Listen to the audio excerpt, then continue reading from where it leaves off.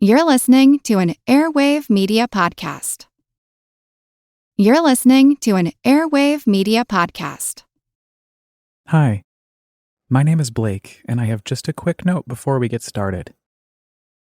Actually, it's more like a recommendation, because this podcast is an immersive audio experience, part fact, part fantasy. So it's best that you listen with headphones on, imagination on, and everything else turned off. Welcome to Abandoned, the All-American Ruins podcast. Season 2, Episode 3. Shannon.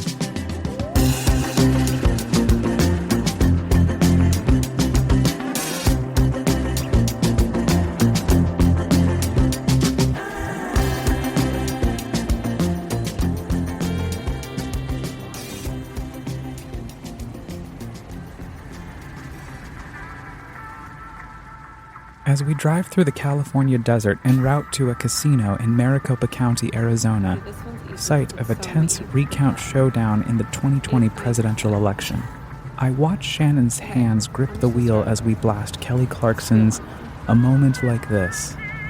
I smile to myself as I enjoy the spectacle of her fearlessness in the safety of her Toyota Prius that pummels past the October horizon, just over the speed limit, as dusty Cactus towns whiz by. Each time we pass by an abandoned structure, I chicken out and don't ask if we can pull over. The drive is much longer than we anticipated when we booked the tickets for my birthday. We're going to see Chelsea Handler, and I don't want to slow us down, so I hold my tongue as the sandy landscape flies by. But, as it turns out, I'm really bad at holding my tongue.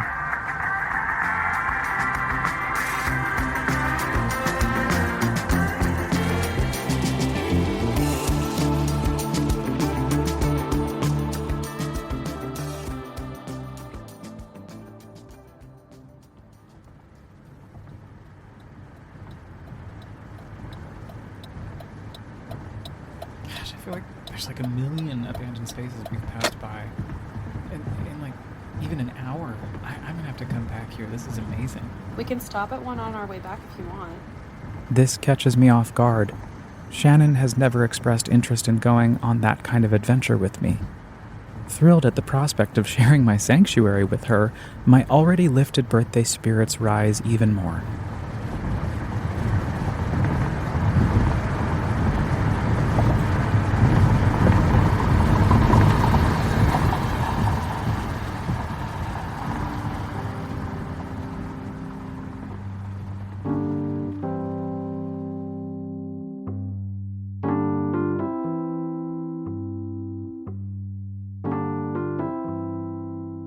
The show is great, and afterward we try our luck at a casino, but our cashlessness, broken ATMs, and my general lingering fear of COVID-19 keep me from feeling comfy at the idea of being in crowded rooms with all the drunken spittle and sweat slinging through the air on this warm Saturday evening.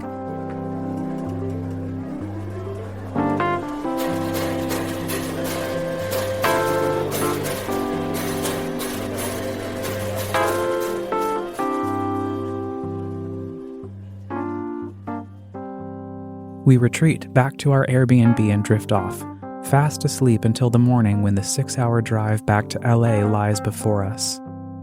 It'll be short, just a little exploring inside a crumbling desert, a timestamp of the days when Route 66 was a lifestyle. Leaving Albuquerque, nestled in a valley dominated by the lofty Sandia Mountains, Highway 66 leads across the arid grass-covered plains and plateaus that sweep toward the distant hills. Through a landscape of... And today, this is how the American road looks. The whole nation has become swift and mobile, flowing along over a great network of highways more than 3 million miles long and constantly growing. Americans can go anywhere, anytime, quickly and economically, can transport their goods, obtain their varied services the same way. Here is convenience. Route 66 is brought to you by Chevrolet in behalf of your local authorized Chevrolet dealer, who offers 31 different Chevys and Corbairs at his one-stop shopping center.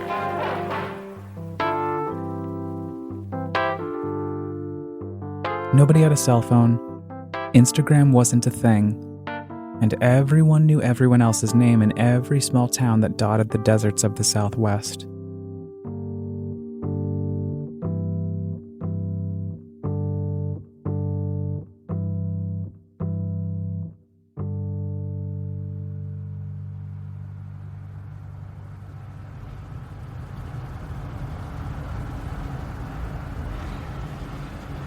We're over halfway back to LA when we blaze past an abandoned gas station. I collect the courage to ask if we can go poke about. Yeah, for sure.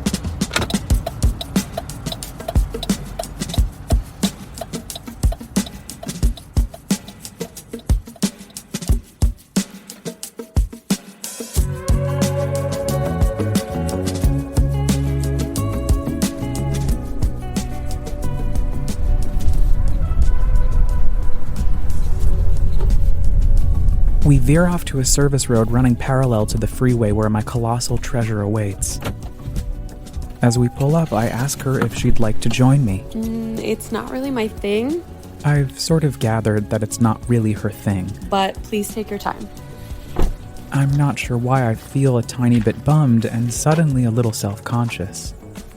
Maybe it's because I think she's the smartest person in the room, and I'm always conscious of doing right by her. She's one of my favorite people on the planet, certainly the funniest. I also remember that she always expects I'll be myself, so I am, and as I start walking towards the structure, a sight for sore Urbex's eyes. Those feelings evaporate into thin air. The world of 2021 disappears. I walk through a portal into the past, a version that my imagination has whipped up. Even though I'm turning 34 tomorrow, I smile at the kid in me as the wonderment and curiosity envelops me. I walk underneath the metal sky where 4 gas pumps used to sit. As I scuff my feet on the shattered concrete and hear the echoes of the highway reverberate beside me, I enter 1979, when the Carter administration was wrought with the oil crisis and gas lines intruded the cultural lexicon. A collective experience in cities across America. In little more than 2 decades, we've gone from a position of energy independence to one in which almost half the oil we use comes from foreign countries at prices that are going through the roof. Our excessive dependence Good evening. The worst is apparently yet to come in the oil crisis. The United States and Isn't this disgusting? Why doesn't anybody contact the president? Why is he letting this happen to us? Line today is longer than it's ever been. I have no explanation. I've been in 2 gas lines already. This morning? This morning. How long did you wait for the first one? Been in both lines over an hour. Reported having good supplies of diesel fuel, but poor supplies of regular and unleaded gasoline. A spot check today of the local station showed that many of the gasoline stations of our along the nation. interstate ran into supply problems. The energy crisis is real. It is worldwide. It is a clear and present danger to our nation. These are facts, and we simply must face them.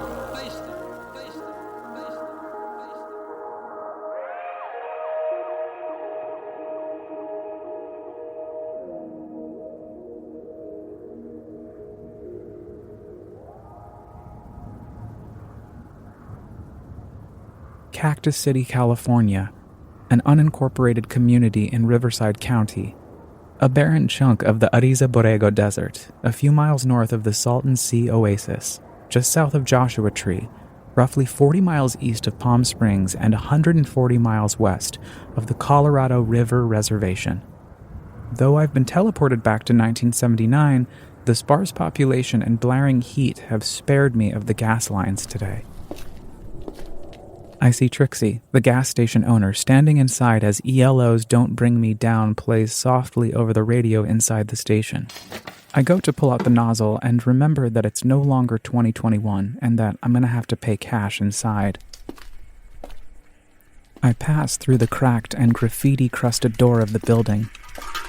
Trixie looks up from her copy of the LA Times and I see the front page headline. House votes to keep gasoline price curbs. Hot one, huh? Hot as fresh milk, my mama used to say. Trixie mutters as I hand over a 20 and ask for a fill-up on pump 2. Fresh milk. Hot as fresh milk. Prices are $1.07 a gallon. Unspeakable for 1979, but I know I don't need more than $12 worth. 20 on 1. 20 on 1.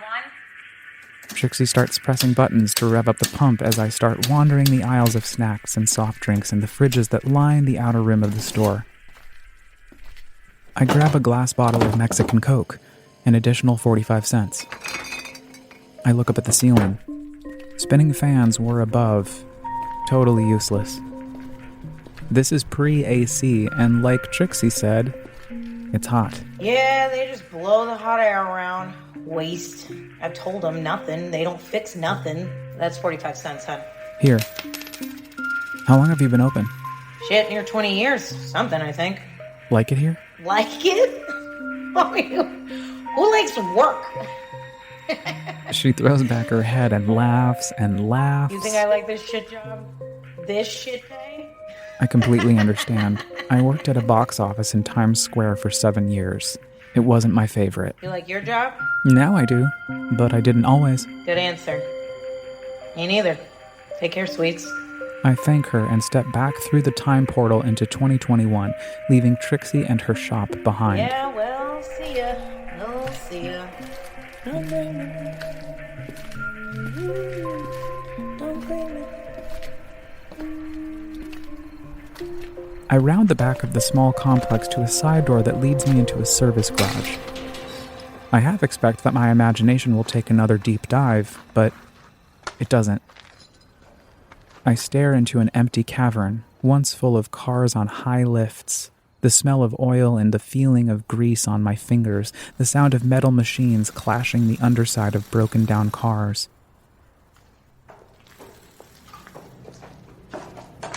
Light from the midday sky blasts through the fractured glass in the windows, and I feel a stillness.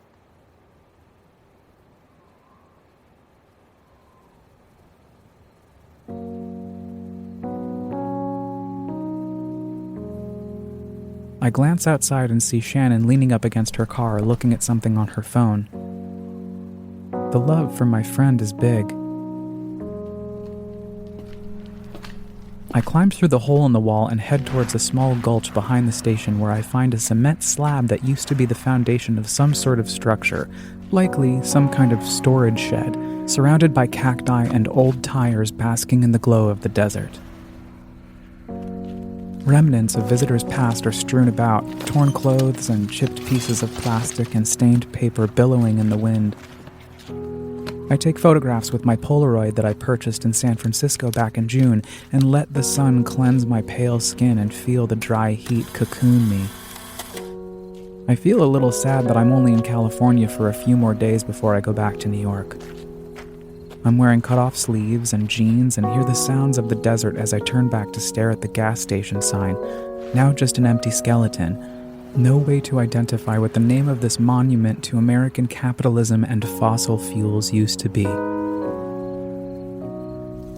I make my way back up the small embankment of sand and stone and stand under the canopy one last time, sponging up any lingering molecules from 1979, gently sticking them into my pocket to pull out at any time that I need to recharge my spirit as the pandemic continues to wax and wane. As we continue to hold our breath, unaware that in 6 months' time, gas prices will once again skyrocket just like in 1979. Fucking Putin. I look down at the remains of the pavement under the sturdy metal covering and stoop down to examine the dust. I wonder if any of these grains have been here since 1979. I pick a tiny one up and inspect it as another car with 2 much older urbexers pulls up, my cue to leave. The couple, a man and a woman, get out of the car. The man barks at me. They just don't make them like this anymore, huh? No. No, they do not. I hurry away. I'm not really up for chit-chat.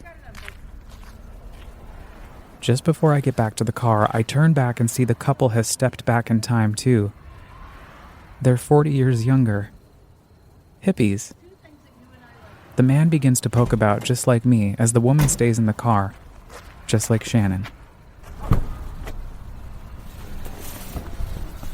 And I have to wonder as we drive away if they weren't a couple at all, but just two dopes spending time together in the middle of Cactus City, California.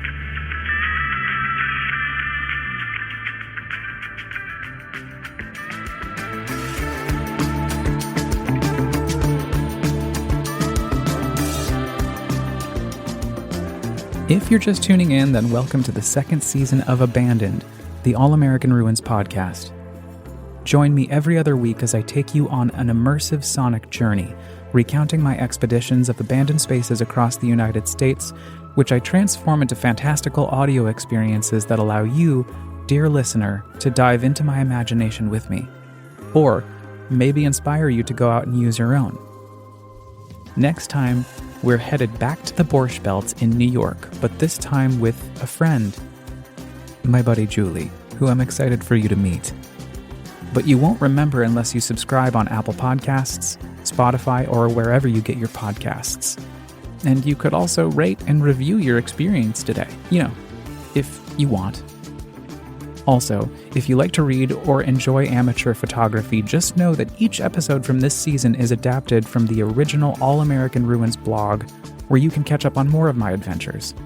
Just visit allamericanruins.com or follow me on Instagram at allamericanruins. Abandoned, the All-American Ruins podcast is hosted, written, edited, and produced by me, Blake File, with studio space courtesy of Radio Kingston, WKNY, AM 1490, FM 1079 in Kingston, New York. Special thanks to Ida Hakala, Jimmy Buff, and Manuel Blas for the mentorship and encouragement. To you, the listener, for taking time to explore these abandoned spaces with me, and to Shannon, the biggest goon I know.